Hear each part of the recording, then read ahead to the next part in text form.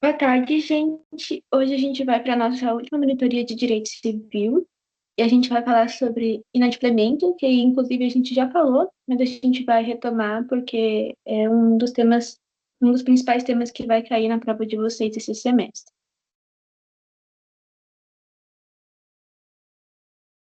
Bom, então, o inadimplemento é a forma que a gente tem de cumprir com aquela obrigação. A gente tem algumas formas que a gente vai rever aqui hoje, mas a principal e a mais comum, que a gente inclusive vê até no nosso dia a dia, é o pagamento, que é você dar a coisa e a pessoa te dá dinheiro em troca.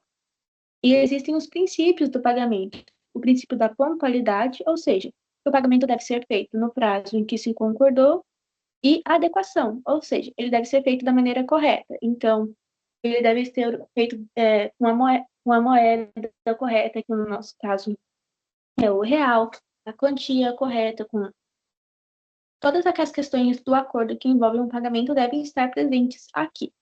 Além disso, a gente tem requisitos para o pagamento, que é a existência do vínculo jurídico, que é a responsabilidade de pagar, ou seja, a gente tem uma mera obrigação simples, e o débito, ou seja, para você receber aquilo, para você receber a coisa em troca, você tem que pagar. Sem o pagamento, você não a recebe. Então, você tem um débito. Ambas as partes têm uma obrigação. Você tem que ter a intenção de cumprir a obrigação, ou seja, você está fazendo aquela obrigação e você vai agir de boa fé e cumprir.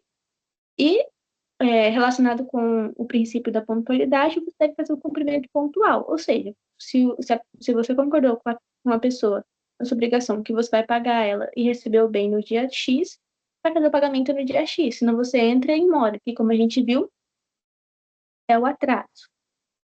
E a gente tem que ter a presença do credor e do devedor, que é isso é em todas as obrigações, como a gente já tem visto ao longo do semestre.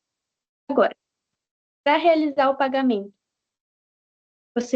para efetuar o pagamento, o devedor pode fazer isso, que é o principal interessado da obrigação, ou pode ser por um terceiro interessado, como, por exemplo, a gente tem um fiador, ou seja, pessoas que se responsabilizam em contratos por arcar com aquela dívida, com aquela obrigação.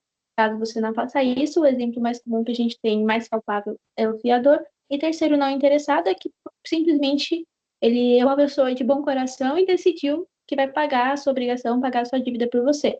Normalmente, por exemplo, o que a gente tem são os familiares, né? Os familiares arcam com as nossas dívidas sempre. A gente tem aqui como deve ser feito, para quem deve ser feito o pagamento, que obviamente é o credor, mas ele pode ser representado ou de forma voluntária, ou de acordo com a lei, ou por decisão judicial, isso pode acontecer. Então, a gente pode fazer, por exemplo, esse pagamento por procuração, a gente tem um procurador que fica responsável por receber esse pagamento, ou o juiz decreta quem você deve fazer o seu pagamento. Por exemplo, se você tem mais de um credor, o juiz fala a quem você deve realizar o pagamento para ficar isento daquela obrigação, por exemplo. É importante que você, por exemplo, exija um recibo, dependendo da sua obrigação, como, por exemplo, a gente viu que a gente tem vários credores na obrigação, algumas vezes, e que esses credores eles podem solicitar o pagamento da dívida total, não apenas da sua parte. Principalmente nas obrigações solidárias, a gente viu isso. Então, é inteligente que as pessoas elas exijam um recibo, e quando elas forem cobradas novamente por um credor diferente, que também faz parte da obrigação, ela comprove que ela já realizou o pagamento e que agora esse credor deve resolver com o credor que ela pagou. E a gente também tem o instituto, a persona do credor putativo, que é quando a gente confunde, a gente faz o pagamento com a pessoa achando que ela é o nosso credor, mas na verdade ela não é. A gente, por exemplo, irmãos gêmeos ou pessoas que são sósias, são muito parecidas e a gente acaba confundindo e fazendo essa prestação. É importante sobre a prestação. O valor deve ser mantido ao longo do tempo, então se acordamos que eu te devo R$ 100 por algum motivo, é esse mesmo R$ 100. Mas a lei autoriza reajuste, por exemplo, em obrigações de, de locações de imóveis, de venda de imóveis, coisas assim. Venda de carros, por exemplo, que a tabela de preços muda todo ano com relação com relação né, os impostos e tudo mais, a gente tem um reajuste nos preços dos veículos, isso é permitido, e também permite a revisão do contrato caso seja necessário, caso hajam acontecimentos imprevistos ou você necessite mudar, por exemplo, a forma do pagamento para ficar mais fácil para você, mas você ainda quer cumprir com a obrigação. Então, por exemplo, em vez de acordarmos que você me deve o valor inteiro, a gente concorda que você pode, por exemplo, parcelar esse valor em algumas vezes até que a obrigação seja quitada. Isso também é permitido. E é importante lembrar, né, que isso é muito simples, acredito que o Japão não cobre, é que a moeda estrangeira não é válida para a quitação, só vale a moeda nacional, que no nosso caso é o real. A gente pode ter prova do pagamento, que é esse recibo que eu já falei, mas a gente também pode ter outros tipos de prova que comprovem que o pagamento foi feito. Por exemplo, por testemunhas, por vídeos, fotos, coisas que realmente comprovem que isso acontece, isso é permitido. Agora, com relação ao que a gente tem discutido nos últimos 6 meses, as pessoas elas podem optar entre as partes e mudar essa regra de acordo com, né, a vontade. Até porque o contrato, a obrigação ela é livre, pode ser feita da maneira que as pessoas quiserem, desde que seja lícita. Se a obrigação for com relação a coisas mobiliárias, onde se encontra o bem, então, por exemplo, venda de uma casa, o pagamento deve ser feito onde essa casa está localizada, e por motivo grave, pode ter, então, essa mudança de local. Uma pessoa está doente e se encontra no hospital, o pagamento pode ser feito no hospital. O tempo do pagamento, então, para a gente terminar de discutir essa parte, a obrigação ela vai ser pura quando ela não tem vencimento. Ou seja, eu sei que eu tenho uma obrigação com você, mas a gente não acordou quando que você deve me pagar. Então, ela é pura, porque eu não tenho prazo para o pagamento. Então, para se constar que esse prazo venceu, para se constar que a pessoa ela me deve o pagamento, se ela não fizer, ela vai estar em mora, porque o prazo dela acabou, o credor precisa exigir que eu faça o pagamento, exatamente por não ter esse prazo. Agora, o prazo não, a obrigação de termo, que a gente viu que o termo é algo futuro e certo, é quando tem essa data de vencimento. Então, por exemplo, a fatura do nosso cartão de crédito. O cartão de crédito ele vence todo um X dia do mês e a gente deve pagar até aquele dia. Senão a gente está em mora, a gente está em atraso e a gente, né, tem que arcar com as consequências. E a obrigação condicional, ela é uma obrigação que ela vai ser cumprida no futuro e esse futuro ele é incerto, como a gente viu, né, na questão da condição. Então, nesse caso, o credor também deve exigir que esse pagamento seja realizado, porque como é incerto, a gente não sabe se a condição para o pagamento ocorrer, ela vai realmente acontecer no futuro. Por isso que ele deve exigir. Agora eu vou mudar de documento para a gente ver os outros tipos de inadimplemento, que eu acabei usando o mesmo documento, já que a gente ia falar do mesmo assunto, e aí já estava pronto. Vamos lá. Como a gente tem discutido, o inadimplemento é essa forma que a gente tem de cumprir a obrigação e a gente tem outras formas dentro do direito civil, além do pagamento que são lícitas, são válidas, estão no Código Civil, mas que não são muito comuns na prática, a gente não vê no dia a dia. Uma delas é a dação no pagamento, que é quando o credor ele aceita receber prestação diferente daquela acordada originalmente pelas partes. Então, por exemplo, a gente combinou que você ia me dá um livro em troca e você me acaba dando 2 livros em vez de um. Eu posso aceitar, mas eu não sou obrigada a aceitar obrigação mais valiosa do que a anterior. E é importante ressaltar nesse caso que se o credor for invicto, ou seja, por exemplo, se eu tenho 2 credores e eu estou devendo eu estou devendo os 2 credores, mas um me colocou na justiça e o outro não. Aí eu tenho, por exemplo, uma moto que eu vou dar para o credor A e o credor B que está me processando. E aí, durante o processo, o juiz fala que o meu único bem, que é a moto, deve ser dado ao credor B para pagar a minha dívida. Então, o credor A fica sem essa moto que eu dei para pagar a minha dívida em si. E aí, a obrigação se reestabelece. É isso que a gente tem que lembrar na questão da dação do pagamento. Agora, a consignação do pagamento é quando o devedor encontra impedimentos para realizar o pagamento ao credor. Porque, como a gente viu, o pagamento deve ser feito de forma pontual, mas também, em regra, frente a frente. Persona com persona. Então, devedor com credor, na hora, lá no lugar certo.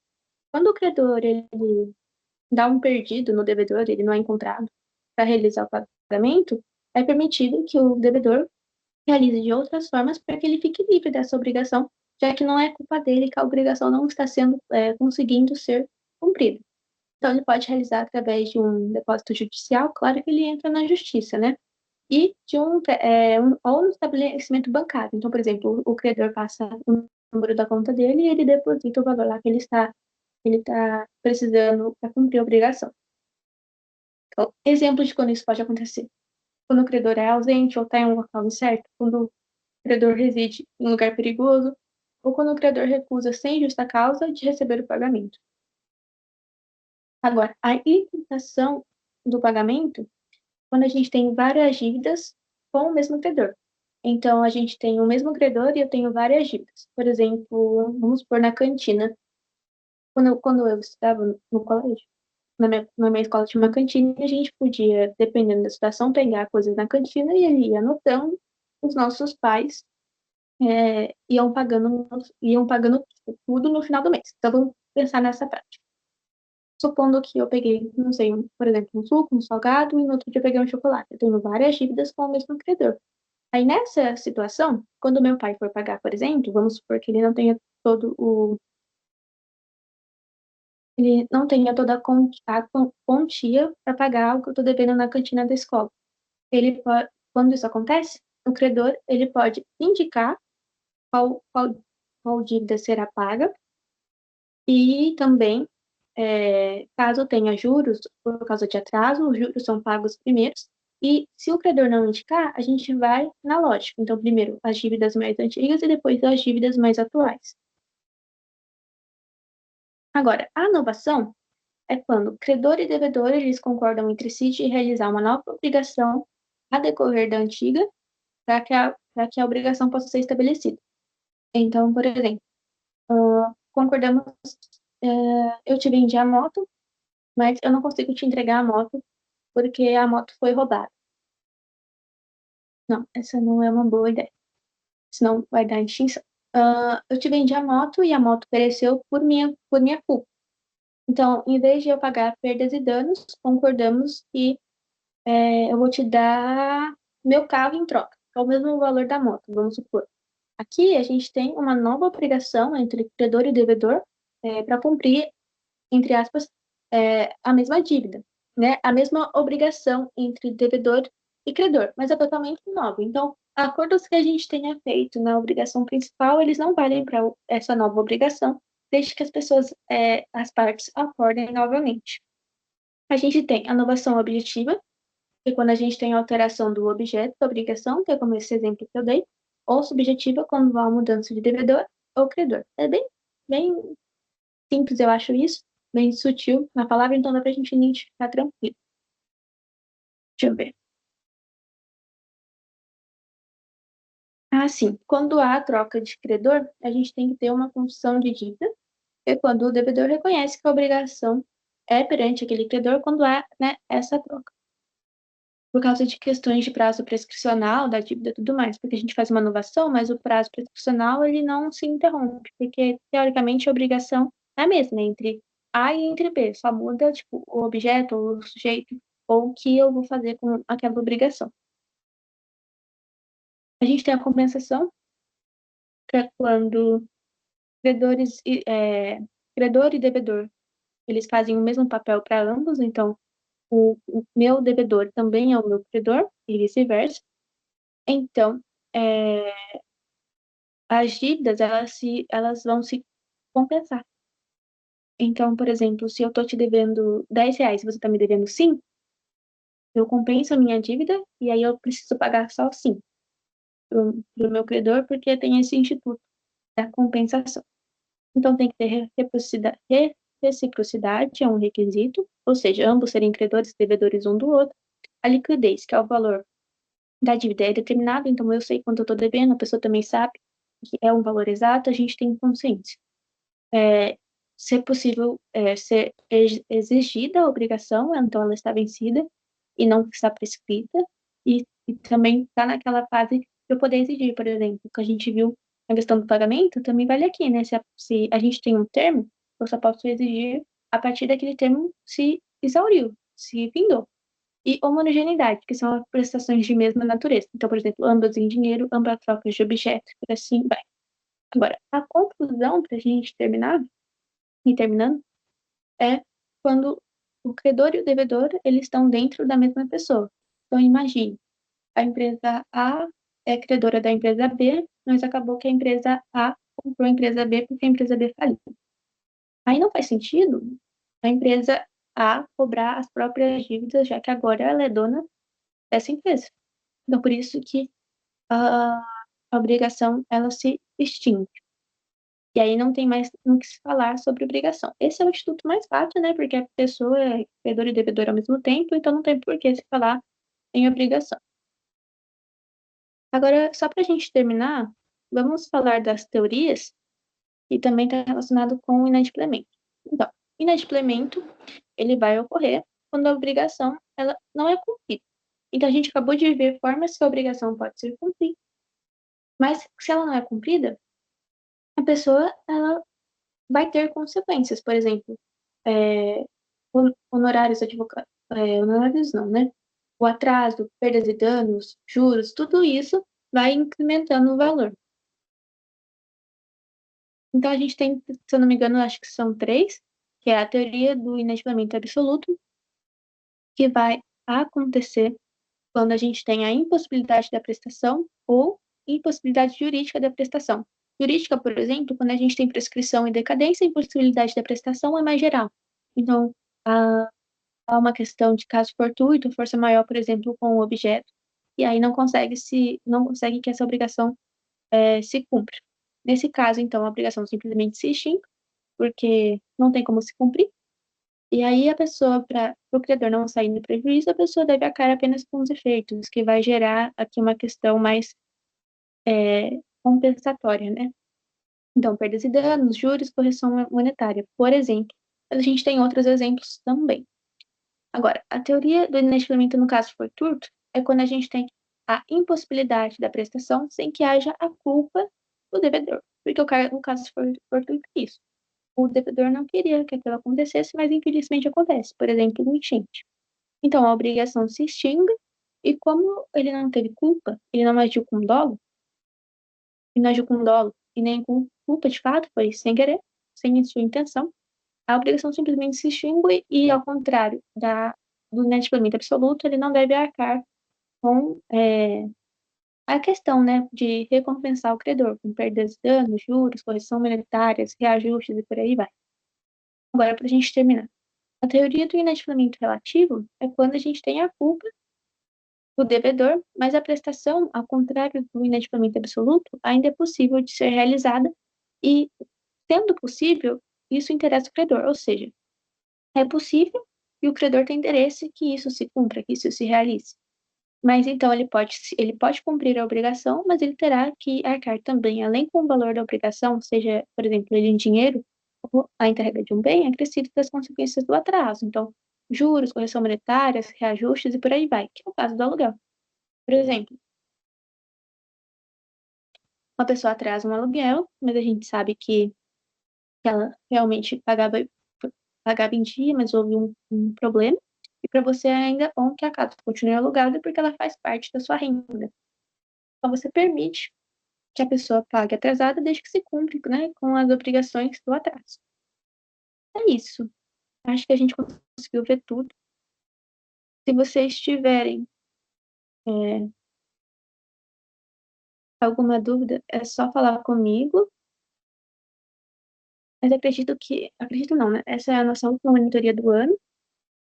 Mas eu sei que a prova de vocês é amanhã. E se vocês tiverem mais alguma dúvida, é só me mandar mensagem que eu respondo vocês sem problemas. Foi um prazer dar monitoria para vocês esse semestre. Eu espero que eu encontre vocês semestre que vem, para que a gente continue nesse assunto. E qualquer coisa é só me mandar mensagem, gente. Boas férias.